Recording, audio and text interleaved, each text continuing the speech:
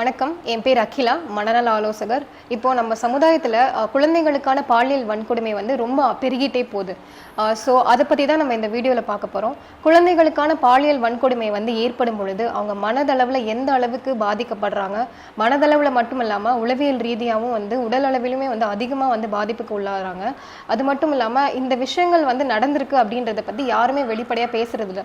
ஒருவேளை இதை பற்றி வெளிப்படையாக பேசினா யாரும் நம்மளை வந்து தவறாக நினைச்சுக்குவாங்களோ அப்படின்னு சொல்லிட்டு பெரும்பாலான குழந்தைகள் வந்து மறைக்கிறாங்க. அப்படி இருக்கும் பொழுது அந்த பாதிப்பு வந்து மறுபடியும் நடக்கிறதுக்குமே அதீத வாய்ப்புகள் இருக்கு அப்படின்றத ஆய்வுகளில் வந்து கூறுறாங்க. ஸோ அந்த குழந்தைங்க எந்த அளவுக்கு மன ரீதியாகவும் உடல் ரீதியாகவும் உளவியல் ரீதியாகவும் பாதிப்புக்கு உள்ளாகிறாங்க அப்படின்றத பற்றி டீட்டெயிலாக தான் நம்ம இந்த வீடியோவில் பார்க்க போகிறோம். என்னோட மருத்துவர் மகேஷ் ராஜகோபால் சார் இருக்காரு.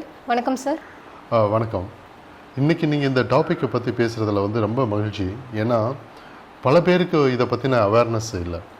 குழந்தைகளுக்கு யார் என்ன துன்பம் செஞ்சிட போகிறாங்க, பாலியல் ரீதியாக என்ன துன்பம் செஞ்சிட போகிறாங்க, குழந்தைய அதனை நடத்துவாங்க அப்படின்னு சொல்லி பெரும்பாலான மக்கள் வந்து ஒரு பொதுப்படையான கருத்தில் இருக்காங்க. ஆனால் 4 செவத்துக்குள்ளே என்ன நடக்குது, அவங்கள தனியாக விட்டால் என்னென்ன மாதிரியான பாதிப்புகள் ஏற்படுறதுக்கான வாய்ப்புகள் இருக்குது அப்படின்றத நம்ம புரிஞ்சுட்டு அதை பற்றி வெளிப்படையாக பேசணுன்னா பொதுமக்களுக்கு ஒரு நல்ல விழிப்புணர்வு ஏற்படும். அதனால் குழந்தைகளை ஒரு பாதுகாப்பான சூழல் வந்து கொடுக்க முடியும், குழந்தைகளுக்கு பாதுகாப்பான சூழல் கொடுக்க முடியும் அப்படின்றதில் எந்த விதமான சந்தேகமும் இல்லை. அதனால் இந்த டாப்பிக்கை நீங்கள் சூஸ் பண்ணது வந்து ரொம்ப மகிழ்ச்சி. நீங்கள் சொன்னீங்க இல்லையா, குழந்தைகளுக்கு வந்து வன்கொடுமை எடுக்கப்படும் போது அதை பற்றி வெளியில் சொல்கிறதில்ல அப்படின்னு. ஏன்னா பெரும்பாலான நேரங்களில் அந்த பாலியல் வன்கொடுமை நடக்குது அப்படின்னா அந்த அப்யூசர் என்ன பண்ணுவாங்க அப்படின்னா குழந்தைகளை மேனிப்புலேட் பண்ண ஆரம்பிச்சிடுவாங்க. உதாரணத்துக்கு வந்து இதை வெளியில் சொன்னீங்கன்னா உன்னை வந்து கொன்னுடுவேன், இல்லை வந்து உங்கள் அப்பா அம்மாவை கொன்னுடுவேன் அப்படின்னு சொல்லிட்டு ஒரு பயமூர்த்தி அந்த ஒரு டெவில் மாதிரியான ஒரு ஆக்ஷனில் தான் அவங்க வச்சுருப்பாங்க. அப்போ என்ன ஆகும் அப்படின்னா குழந்தைங்க வந்து அதை விருப்பப்பட்டு செய்கிறதா நினச்சிக்குப்பாங்க, மற்றவங்க நினைப்பாங்க. ஆனால் குழந்தைகள் மனநிலை என்னவாக இருக்கும் அப்படின்னா அந்த அப்யூசர் வந்து நம்மளை வந்து ஒரு ஓவர் பவர் பண்ணுறாரு, நம்மளை வந்து நம்ம இதுக்கு சம்மதிக்கலைன்னா வெளியில் சொல்லி நம்மளை அசிங்கப்படுத்திடுவாங்க, அப்பா அம்மாவுக்கு ஏதாவது தீங்கு ஏற்படுத்திடுவாங்க அப்படின்னு சொல்லிட்டு பலவிதமான மனக்குழப்பத்துலேயும் பயத்துலேயும் அது வெளியில் சொன்னால் எங்கே உயிர்க்கே ஆபத்து வந்துடுமோன்ற பயத்துலேயும் அவங்க வந்து இந்த மாதிரியான வன்கொடுமையை பற்றி வெளியில் சொல்லாமல் விட்டுறாங்க. அதனால் என்ன ஆகும் அப்படின்னா இது சில வருடங்கள் கூட தொடர்ந்து இருக்கும். சில நேரங்களில் துரதிர்ஷ்டவசமாக என்னென்னா ஃபேமிலியில் கூட சில பெர்பெட்ரேட்டர்ஸ் இருப்பாங்க. அதாவது அதிகமாக வந்து தெரியாத நபர்களை விட தெரிஞ்ச நபர்கள், அதாவது அந்த குழந்தைக்கு ரொம்ப நெருங்கியவர்கள் தான் வந்து இந்த பாலியல் வன்கொடுமையில் வந்து அந்த குழந்தைங்களை வந்து ஈடுபடுத்துறதா வந்து நிறைய ஆய்வுகள் சொல்லுது. உதாரணத்துக்கு தெரிஞ்சவங்க யாராக வேணாலும் இருக்கலாம்.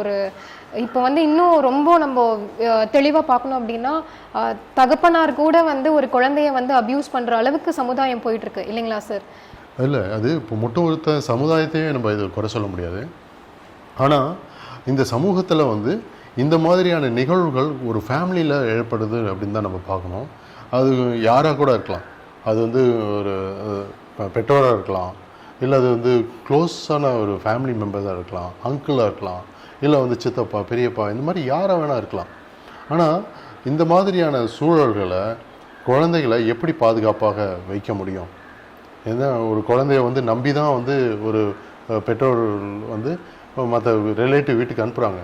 ஆனால் அங்கே என்ன மாதிரியான சூழல் அந்த குழந்தைங்களுக்கு இருக்குது அப்படின்றத கவனத்தில் இருந்தாலுமே அதை கண்காணிப்பாக பார்க்க முடியாத ஒரு தருணங்கள் ஏற்படும் போது சில நேரங்களில் ஆபத்தை விளைவிக்கக்கூடிய சூழல் வந்துடும். அதனால் என்ன ஆகுது அப்படின்னா சில நேரங்களில் ஒரு கூட்டு குடும்பங்கள் இருக்கும், அதில் ஒரு நபர் வந்து குழந்தைய வந்து பாலியல் சீண்டல்களோ துன்புறுத்தலோ கொடுத்துட்ருக்கலாம். ஆனால் அதை பற்றி வெளியில் ஃபேமிலியில் ஏதாவது சொல்லிட்டா, அம்மாக்கிட்டேயோ அப்பாக்கிட்டேயோ சொல்லிட்டா ஃபேமிலியில் ப்ராப்ளம் வந்துடுமே, ஃபேமிலி பிரிஞ்சிருமே அப்படின்ற பயத்தினால கூட வெளியில் சொல்லாமல் கூட இருப்பாங்க. அதனால் வந்து இது தொடர்றதுக்கு கூட நிறைய வாய்ப்புகள் இருக்குது. சமீபமாக ஒரு பேஷண்ட்டு நம்ம பார்த்தோம் இல்லையா, அதை பற்றி கொஞ்சம் சொல்ல முடியுமா? இப்போ வந்து இந்த குழந்தை பருவத்தில் சார் சொன்ன மாதிரி குழந்தை பருவத்தில் நடக்கிற வன்கொடுமைகள் வந்து அடல்ட் ஆகும் பொழுதுமே வந்து அது வந்து மீண்டும் மீண்டும் ஏற்படும் அப்படின்றது தான் வந்து நாங்கள் நிறைய பேர்கிட்ட பார்க்குறோம். ஏன் அப்படின்னா அந்த குழந்தைங்க கிட்ட வந்து பாலியல் ரீதியாக அணுகும் பொழுது வளர வளர அந்த குழந்தைங்களுக்கு வந்து பாலியல் தூண்டல் வந்து அதிகமாகும். அந்த சமயத்தில் அவங்களுக்கு வந்து அவங்க ஈஸியாக வந்து மற்ற நபர்கள்கிட்டயுமே வந்து அணுகிறத வந்து ரொம்ப ஈஸியாக எடுத்துக்குவாங்க இல்லைங்களா சார்? ஆமாம், அதாவது ப்ராமிஸ்கியூட்டி அப்படின்னு சொல்லக்கூடிய பாலியல் எண்ணங்கள் வந்து நாளடைவில் குழந்தைகளுக்கு அதிகரிக்க ஆரம்பிச்சிடும். ஆரம்பத்தில் வந்து பெர்பெட்ரேட்டர் வந்து பயமுறுத்தி வந்து ஒரு ஒரு கொடுமைப்படுத்தி அந்த பாலியல் இச்சைகளை கொடுக்கும்போது அந்த நாளடைவில் அதில் என்ன ஆகும் அப்படின்னு பார்த்தீங்கன்னா குழந்தைகள் வந்து அந்த ப்ராமிஸ்கியூட்டி வந்துடும். அப்போ அந்த செக்ஸுக்காக சில நேரங்களில் தகாத நபர்கள்கிட்ட கூட தொடர்பு வச்சுக்கிறதுக்கான வாய்ப்புகள் இருக்குது. அந்த மாதிரி நம்ம பேஷண்ட்ஸ் பார்க்குறோம்.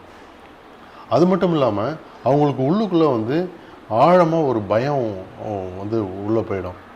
அது மட்டும் இல்லாமல் தன்னோட உடம்பை வந்து பாலியல் ரீதியாக பயன்படுத்தினா மற்றவங்களை ஈர்க்க முடியும், மற்றவங்கள தன்னோட இஷ்டத்துக்கு ஆட்டி படைக்க முடியுன்ற ஒரு எண்ணம் கூட அவங்களுக்கு ஏற்பட ஆரம்பிச்சிடும். ஆனால் இதே போய் சில நேரங்கள் அவங்களோட அந்த குழந்தையோட மனநிலை காலப்போக்கில் எப்படி இருக்கும் அப்படின்னா அந்த லோ செல்ஃப் எஸ்டீம்னு சொல்லக்கூடிய தன்னை பற்றி ஒரு குறைந்த சுய மதிப்பீடு வந்து உருவாகும். உதாரணத்துக்கு மற்ற குழந்தைங்களோட ஒப்பிடும் பொழுது தான் வந்துட்டு நம்ம வந்து ஒரு மாதிரி அவங்க மேலேயே வந்து ஒரு அருவருப்பான உணர்வுகள் ஏற்படுறது. சில நேரங்களில் பார்த்தீங்கன்னா நம்ம வந்து நல்லாவே இல்லை, நம்ம ரொம்ப அசிங்கமாக இருக்கோம்னு சொல்லிட்டு நிறைய பேஷண்ட்ஸ் வந்து முடியெல்லாம் கூட கட் பண்ணியிருந்திருக்காங்க. ஸோ இதெல்லாமே வந்து மன அழுத்தத்திற்கான ஒரு தொடக்கத்தை நோக்கி தான் போகுது இல்லைங்களா? ஸோ இது மட்டும் இல்லாமல் அந்த குழந்தைங்களுக்கு வந்து அதாவது இதை பற்றி வெளிப்படையாக சொல்லாததுனால உள்ளுக்குள்ளேயே வந்து சப்ரெஸ் பண்ணி வச்சிருக்கிறதுனால இன்னுமே வந்து அந்த வாய்ப்புகளுமே வந்து அதிகரிக்குது. மற்ற நபர்களை பார்த்தாலுமே அவங்களுக்கு மற்ற நபர்கள்னா ஆண்களை பார்க்கும் பொழுது அவங்களுக்கு எப்பொழுதுமே வந்து அந்த ஜென்ரலைஸ்டு தாட் ஆண்கள்னாலே இப்படிதான்ற ஒரு பய உணர்வு வந்து அதிகமாக ஏற்படுறதுனால அவங்களால வந்து தன்னிச்சையாக வந்து சமுதாயத்தில் வந்து செயல்பட முடியல. எதிர்காலத்தில் அவங்க ஒரு ரிலேஷன்ஷிப்புக்குள்ளே போகிறதுக்கு கூட கஷ்டமாயிடும். காரணம் என்னென்னா ஒரு எதிர்பாலினத்தை அவங்க நம்ப மாட்டாங்க. ஒரு ஆண்னால் ஏற்பட்ட பாலியல் வன்கொடுமையினால் ஆண்கள் சமுதாயத்துக்கு மேலேயே அவங்களுக்கு ஒரு வெறுப்பும் அருவருப்பும் ஏற்படும். சில நேரங்களில் நான் எப்படி ப்ராமிஸ்கியூட்டி ஆகும் அப்படின்னு நான் சொன்னனோ அதே மாதிரி செக்ஸ் மேலேயே வெறுப்பு ஏற்படுறதுக்கும் அதுக்கான வாய்ப்புகள் இருக்குது. அப்போ யாரை நம்பி ஒரு ரிலேஷன்ஷிப்பை ட்ரஸ்டிங் லவ்விங் ரிலேஷன்ஷிப்பை உருவாகணுமோ அது மாதிரி உருவாகாமல் அது ஒரு செக்ஸுக்காக மட்டுமே தான் லைஃபா அப்படின்னு சொல்லிட்டு அவங்களுக்கு செக்ஸை பற்றின புரிதல் வந்து தவறுதலாக ஏற்படும். அது மட்டும் இல்லாமல் ரிலேஷன்ஷிப்போட ஆழமும் புரியாமல் அவங்களோட எதிர்கால தாம்பத்திய வாழ்க்கை கணவன் மனைவி உறவு கூட அதை பாதிக்க ஏற்படும். இது நான் இன்னொரு விஷயம் சொன்னீங்களா, லோ செல்ஃப் எஸ்டீம், தன்னை பற்றின புரிதல் வந்து தன்னை பற்றின சுய மதிப்பீடு வந்து ரொம்ப குறைவாக இருக்குன்னு நீங்கள் சொன்னீங்க. அது மட்டும் இல்லாமல் ஒருத்தவங்களோட பர்சனாலிட்டி கூட மாறுறதுக்கான வாய்ப்புகள் இருக்குது. பார்டர்லைன் பர்சனாலிட்டின்னு சொல்லக்கூடிய அதாவது ஒரு எமோஷன்ஸை அவங்களால கண்ட்ரோல்படுத்த முடியாது. திடீர்னு கோவப்படுவாங்க, திடீர்னு எரிச்சல் படுவாங்க, ஒருத்தவங்க யாரையும் நம்ப மாட்டாங்க, வந்து எதிர்காலத்தை சிந்தனைகள் பார்த்து பயப்படுவாங்க. சில நேரங்களில் அவங்களுக்கு வந்து ஒரு கோல்ஸ் மாறிக்கிட்டே இருக்கும். திடீர்னு ஒரு பிளான் பண்ணிகிட்ருப்பாங்க, அந்த பிளானை அப்படியே விட்டுட்டு வேறு பிளான் மாறுவாங்க. சில நேரங்களில் வந்து தற்கொலை எண்ணங்கள் தோணும், செல்ஃபார்ம் எண்ணங்கள் தோணும். அந்த மாதிரி பல விதமான பாதிப்புகள் ஏற்பட்டு அவங்களோட பர்சனாலிட்டிஸை மாறுறதுக்கான வாய்ப்புகள் இருக்குது.